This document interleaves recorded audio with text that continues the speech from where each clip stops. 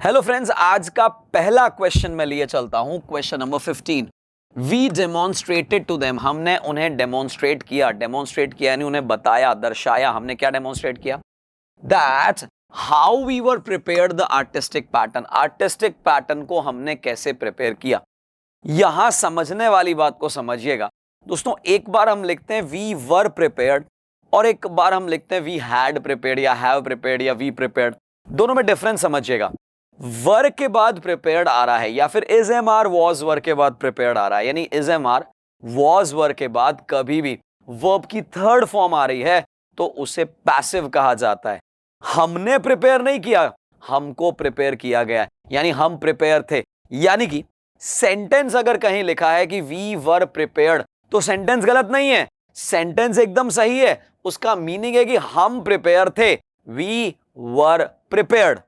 लेकिन यहां पे आगे लिखा है आर्टिस्टिक पैटर्न, कुछ अलग से कलाकृति वाले पैटर्न को हमने प्रिपेयर किया। हम कुछ करने वाले, हम एक्टिव हैं, हम सब्जेक्ट हैं। अगर ऐसा बताना है तो वी वर प्रिपेयर्ड की जगह पे we had prepared, we have prepared, we prepared, ऐसा कुछ एक्टिव पार्ट देखना पड़ेगा। तो हमारे पास आर प्रिपेयर्ड तो नहीं आएगा क्योंकि ये भी पैसिव है।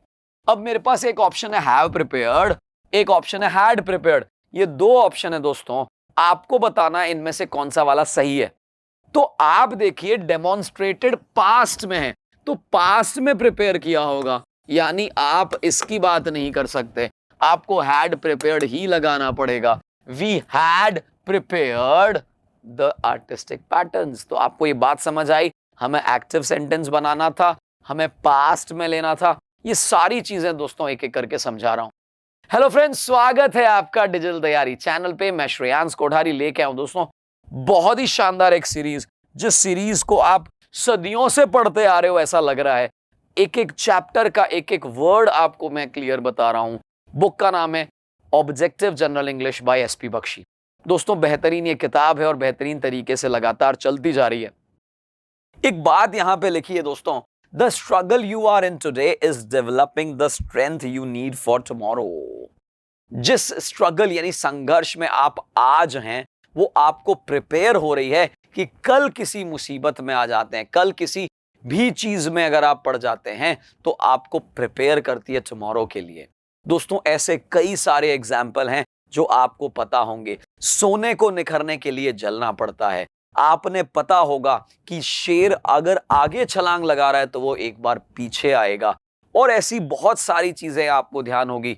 अगर हम मटकी को लेते हैं तो ठोक पीट के लेते हैं, यानी जब भी कोई बड़ी गेम खेलनी होती है, बड़ा काम करना होता है, लॉन्ग टर्म प्लानिंग करनी होती है, कोई भी चीज अगर लंबी चलनी है तो उससे पहले उसको संघर्ष सहना पड़ता है। और जितना संघर्ष वो उस समय सहेगा, अगर जितना नींव मजबूत होगा, जितना बेस अच्छा होगा, उतनी स्ट्रॉन्ग बिल्डिंग बन जाएगी। तो आज संघर्ष करिए अच्छे कल के लिए, सुनहरे कल के लिए। दोस्तों आपके 30-40 साल के करियर के लिए शुरू के 7-8 महीने अगर अच्छे से प्रिपेयर कर लेते हो, संघर्ष कर लेते हो, तो अगले 30-40 साल बहुत अच्छे से निकलेंगे। तो दोस्तों प्रिपेयर हो जाइए, तैयार हो जाइए और नेगेटिव ना सोचिए। अगर आप आज संघर्ष में हैं, उस संघर्ष से लर्निंग लीजिए, लर्निंग को इंप्लीमेंट करिए और आगे ही बढ़ते चले जाइए। चलिए हम भी आगे बढ़ते हैं। आगे बढ़ने का मतलब है आज की मिठाई क्या आपने खाई? दोस्तों आज की मिठाई क्या है? आज की मिठाई है दोस्तों कंटेम्प्ट। यहां पे एक वर्ड देख सकते हैं अंग्रेजी का कंटेम्प्ट। कंटेम्प्ट का मतलब है lack of respect accompanied by a feeling of intense dislike.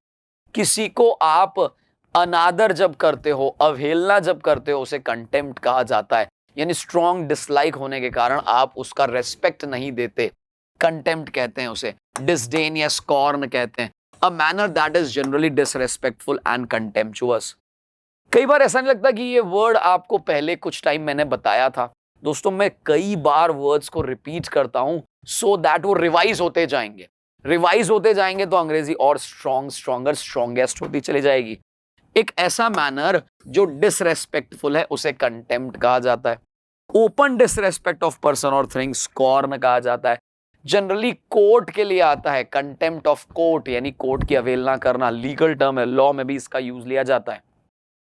सो कुल मिला के अगर आप किसी का अनादर कर रहे हैं, डिसरेस्पेक्ट कर रहे हैं, डिसडेन, स्कॉर्न कर रहे हैं, तो आप एक्चुअली कंटेम्प्ट कर रहे हैं। तो यहां पे एक नया वर्ड हमने सीखा है या उसे रिवाइज किया है, इसे अभी के अभी आप लिख दीजिए अपने कमेंट बॉक्स में। मैं आगे बढ़ता हूं अगले क्वेश्चंस की तरफ।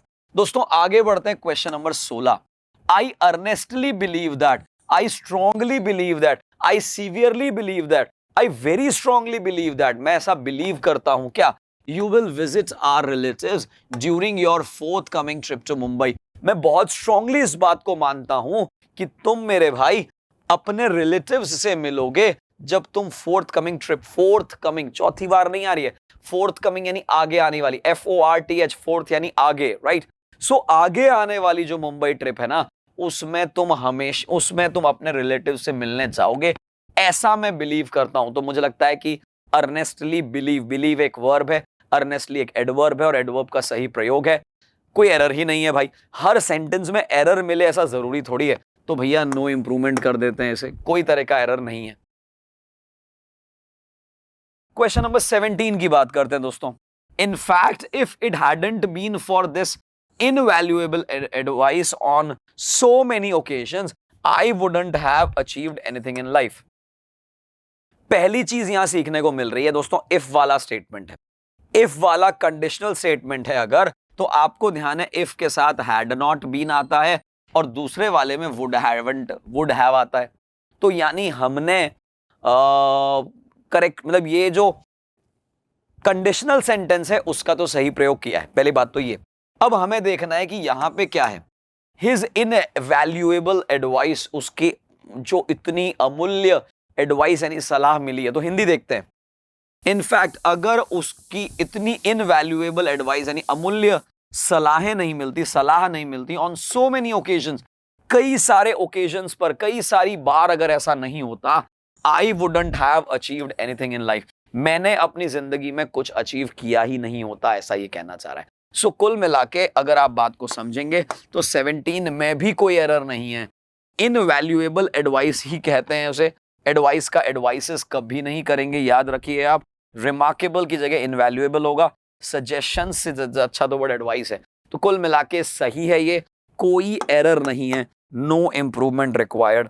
चलिए आगे की तरफ और बढ़ते हैं, एक कदम आगे बढ़ाते हैं।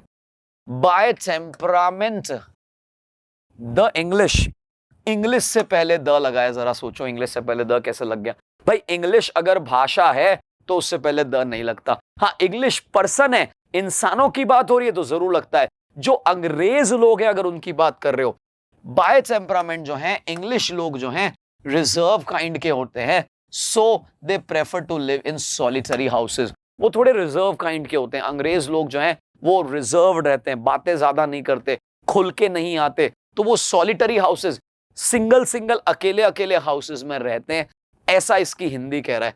अब हमें ये देखना है कि इंग्लिश से पहले द बिल्कुल सही है, कोई एरर नहीं है दोस्तों। इंग्लिश के पहले अगर द आया है इसका मतलब the people living in England की बात हो रही है, अंग्रेजी मतलब इंग्लैंड में रहने वाले लोगों की बात कर रहे हैं हम।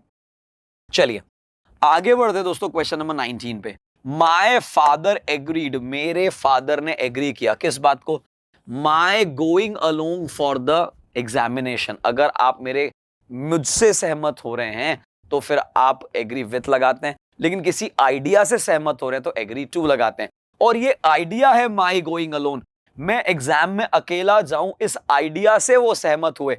तो आइडिया से जब भी आप सहमत होंगे, प्रपोजल से आप जब भी सहमत होंगे, मेरी बात से जब भी आप सहमत होंगे तो एग्री टू लगाएंगे। सो यहां पे एग्री टू लगाएंगे, agree to my going alone, मैं अकेला जाऊं, इस बात से मेरे पिताजी सहमत हुए। चलिए आगे बढ़ते दोस्तों क्वेश्चन नंबर 20 पे। माला वॉज हरीड, माला को हरी हुआ, मतलब ये सोचिए जरा, पैसिव बनाने की कोशिश की है, जबकि हम ये कहना चाहेंगे कि माला जल्दी कर रही थी। सो माला वॉज हरिंग, माला जल्दी कर रही थी। To reach the meeting, meeting में पहुंचने के लिए वो जल्दी कर रही थी। When she slipped and fell down, और वो क्या हुई, स्लिप हो गई और गिर गई। भाई स्लिप हो जाते हैं अगर कई बार हम बहुत तेज चलते हैं तो तेज नहीं चलना है, आराम से चलना है, लेकिन आगे बढ़ते जाना है। तो आखिरी क्वेश्चन पे चलते हैं दोस्तों। The parents became extremely troubled, parents जो हैं बहुत ज्यादा ट्रबल्ड हो गए, मुश्किल में आ गए, परेशानी में आ गए। कब, when their son did not return by midnight, midnight यानी अर्धरात्रि तक, यानी रात को 12 बजे तक भी घर नहीं आया। तो नहीं आएगा तो क्या वो मुश्किल में, परेशानी में फंस जाएंगे? नहीं, वो बड़े उत्सुक हो जाएंगे, बेचैन हो जाएंगे। और बेचैन शब्द के लिए हमारे पास है दोस्तों एंग्शियस। सैड का मतलब दुखी हो जाता है, डिप्रेस तो अलग ही वर्ड हो जाएगा। एक्चुअली वो एंग्शियस, बेचैन हो गए कि भाई अभी तक क्यों नहीं आए, रात के 12 बजे तक भी नहीं आए। तो दोस्तों यहां हमने देखा किस तरीके से इंग्लिश का प्रयोग करके हमने रिवीजन एक्सरसाइज चल रही दोस्तों एच, तो पहले पुराने चैप्टर्स तो पढ़ लीजिए। अच्छा लगे तो सब्सक्राइब जरूर करिए, शेयर करिए आगे से आगे। आपका ही प्यारा चैनल है दोस्तों डिजिटल तैयारी। Thank you. Please like, share, subscribe digital तैयारी।